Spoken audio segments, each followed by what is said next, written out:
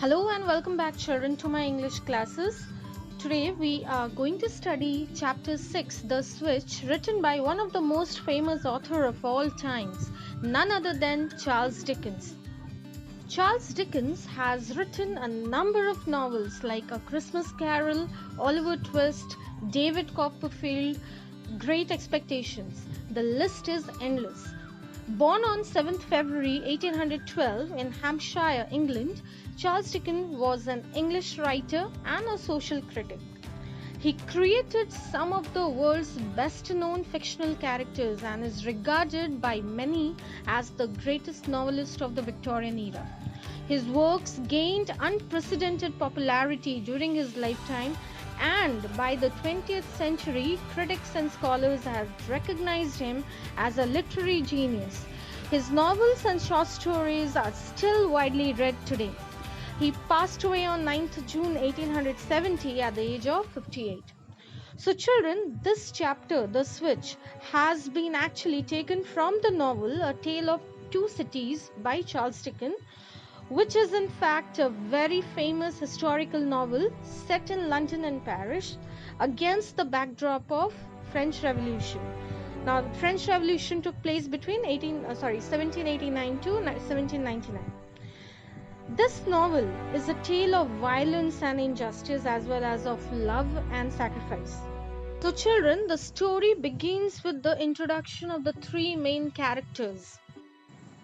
The first one being Sidney Carton, a British lawyer who falls in love with Lucy Manet, a French lady. She tells Carton that she is in love with Charles Darnay Evermond, a member of the French ruling class. Although Carton is heartbroken, but he accepts her rejection graciously and promises to do anything to help her and her loved ones whenever they are in need. As the revolution unfolds, Charles Darnay, who is innocent, is captured and ordered to be killed for crimes committed by his father and his uncle. Carton finds the man who is able to go freely in and out of the prison where Darnay is being held and makes plan to switch places with Darnay and get him and his family out of France. That means he wants to sacrifice his life by being in Darnay's place in the prison and set him free. So let's see what actually happens in the story. Turn to page 58 and look into the third paragraph. The hours went on as he walked to and fro, and the clock struck the numbers he would never hear again. So we can see that Charles Darnay is in the prison cell, okay, and he is walking to and fro inside the room itself, and he is counting the hours that are passing one after the other, because these are the hours he won't be able to hear once again, okay. 9 gone are forever, 10 gone forever, 11 gone forever, 12 coming on to pass away. So he's counting it. So 9 o'clock went away, then it's 10 p.m., then 11 p.m., and now it's about to be 12. That means it's about to be midnight. Darnay walked up and down, softly repeating the names of his loved ones to himself, praying for himself and for them. So Darnay is moving to and fro inside the prison, and he is softly repeating the names of his loved ones and he is praying for them. So of course he must be repeating the names of the family members and those people who are very dear to him, and before his death he is praying to them so that God can give them strength to bear this situation, okay. So it clearly indicates that Darnay is going to be executed in the early hours of the morning, and that is why he is, he is praying to God for gaining strength, and also praying God for to give strength to his family members. 12 gone forever. So by this time now it's already midnight. He had been told that the final hour was 3, and he knew he would be summoned some time earlier, since the tumbrils jolted heavily and slowly through the streets. So he had been told that he's supposed to be getting executed by 3 a.m. That means 3 o'clock in the early morning, okay.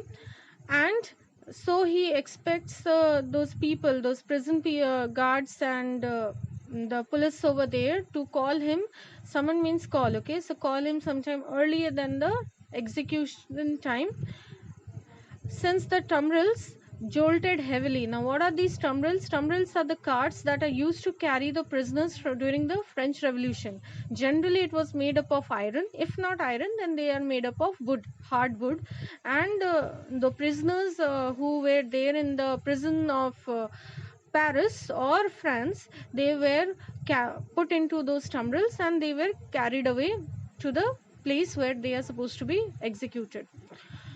Now, he had therefore resolved to keep 2 in his mind as the hour. So, he thought by 2 o'clock they would be coming to call him, and to strengthen himself meanwhile, so that he might be able after that time to strengthen others. So, first of all, he is praying to God to get some strength so that he can console himself. He doesn't get nervous, he doesn't get terrified, okay?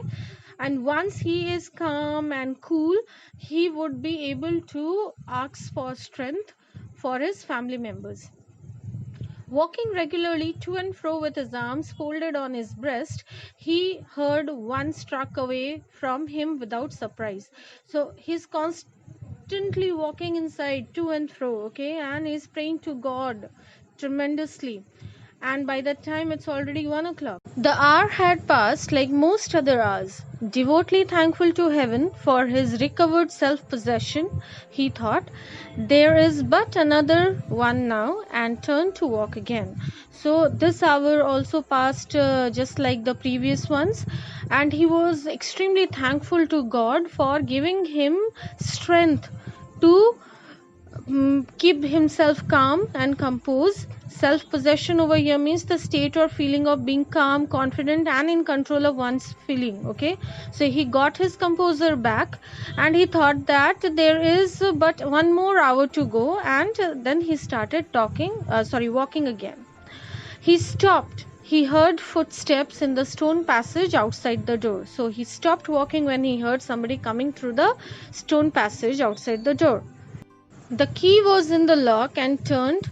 The door was quickly opened and closed, and there stood before him face to face, quite intent upon him, with the light of on his features and a warning finger on his lips, Sidney Carton. So somebody put the key into the lock and turned it, and the door opened quickly and it got closed quickly even, and they stood in front of him face to face. Somebody with the extreme light on his face, okay? His features, his facial expressions were glowing, and that person was giving a warning signal by putting a finger on his lips, and that person was nobody else but Sidney Carton.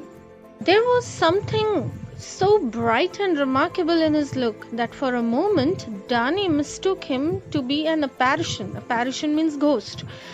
An invention of his imagination, but he spoke, and it was Carton's voice. He took Darnay's hand, and it was Carton's real grasp.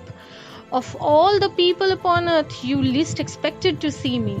There was something so bright and remarkable in his face that for a moment Darnay thought that he is a ghost. That means a ghost or a creation of his own imagination. Okay, that means before dying, before his death or before being executed, he is thinking about people, and that is why he might be imagining those whom he loved. So he thought that it's not Sidney Carton himself who was standing before him there, but it is his ghost. But the person spoke. So the apparition was speaking. That means it was not an apparition, that is the person himself. And it was Carton's voice. And when Darnay held his hand, okay, I mean when that person held Darnay's hand, Darnay could feel that it was the real grasp or the real hold of Sidney Carton. The touch was of Sidney Carton. So Carton is asking Darnay that I think I'm the last one about whom you might be thinking at this moment, right?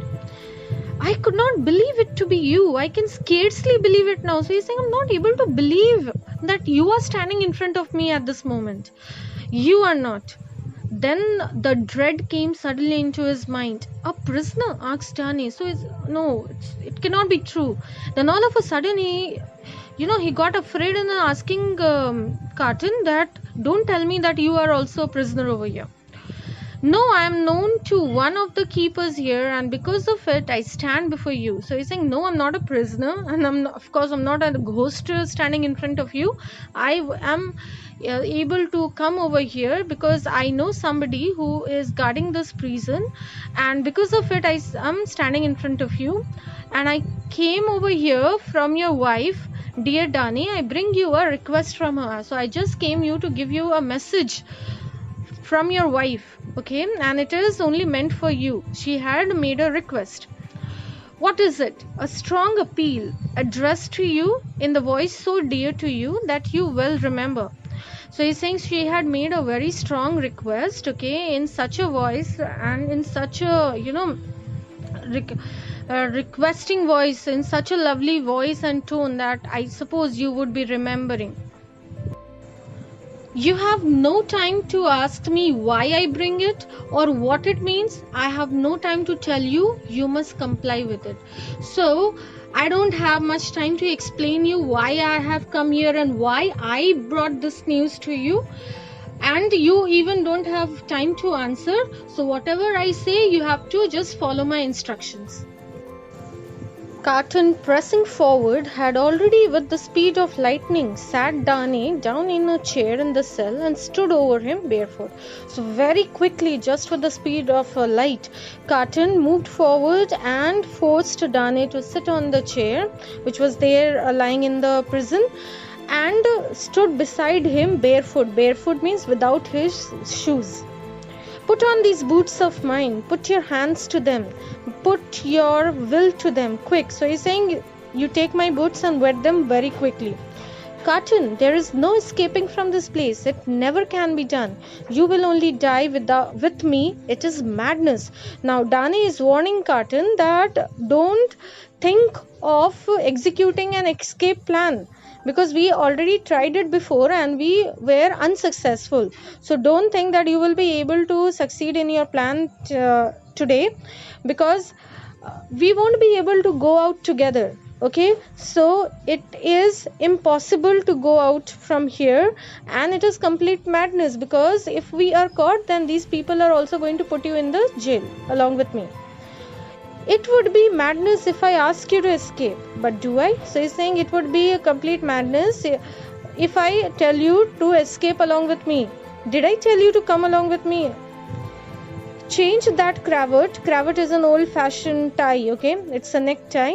For this of mine, that coat for this of mine. So he's saying you wear my tie and you also wear my coat.